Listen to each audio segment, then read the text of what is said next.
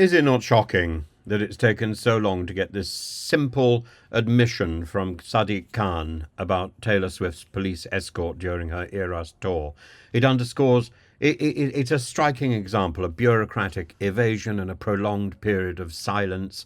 And if this is how our top political activists work, then we shouldn't be surprised that we have a society that's falling to pieces.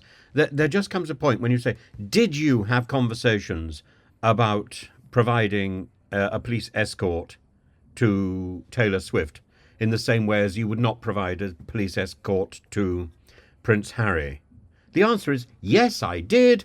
Well, then let's end the conversation there and then move on to look at the implication of that. This saga involves a blue light motorbike convoy for Swift, protection typically reserved for dignitaries like royalty or senior politicians, and raises questions about the political entanglements that have surrounded what would be a purely operational police matter. Given the significant delay in Khan's statement, one might fairly ask why it took so long for this simple clarification to surface. Why is the mayor so evasive and so seemingly duplicitous? Khan's acknowledgement that he discussed Swift's security with the Metropolitan Police emphasises the importance of, quote, operational independence in such decisions. However, the extent of political involvement complicates the narrative. The Attorney General, Lord Helmer's unprecedented role, reportedly providing legal cover to the Met, blurs the lines of his remit.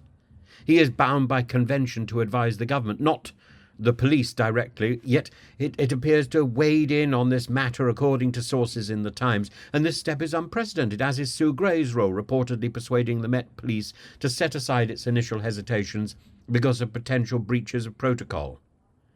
The delay in Sadiq Khan's statement brings to mind the cautious, almost evasive responses we've seen from government spokespeople on this issue. Khan insisted on the independence of the Met, stating, our police have operational independence and of course we're going to raise the issue of security around world-breaking concerts. Well, the use of the word of course, or the use of the two words of course, rather gives the lie to his idea that that the police has operational independence. It's rather like using the word obviously. Of course and obviously are words which are unbelievably patronising. If it's so of course, you don't need to say it. If it's not of course, it's wrong. Similarly, the word obviously. If it's obvious, then you don't need to say it. If it isn't obvious, you're wrong. These expressions are expressions of authority, not expressions of clarity.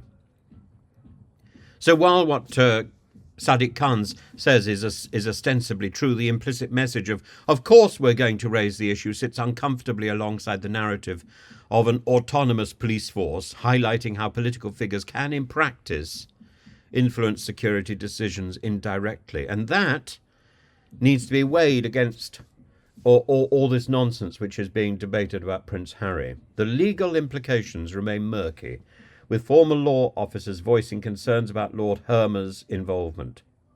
As one former official says, the Attorney General is not normally concerned with policing issues, which suggests a possible overreach that necessitates scrutiny. Given the precedent this sets, one might wonder about the future implications of political figures or even celebrities seeking such extraordinary measures of protection. Then there's the timing. The Attorney General and senior Labour politicians, including Khan and Home Secretary Yvette Cooper, were notably recipients of free Taylor Swift tickets. While they contend these gifts were unrelated to the escort decision, it is difficult to ignore the optics. Why did it take until now for the Mayor of London to admit his involvement? The delay erodes public confidence, as even an ostensibly straightforward security issue appears to have been mired in political manoeuvring.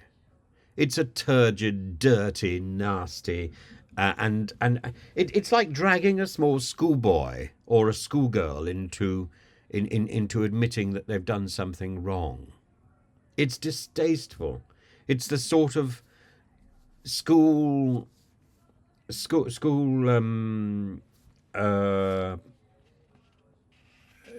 punishment system from the 1960s, from the 1950s. It's so unpleasant to have to witness this being conducted by adults.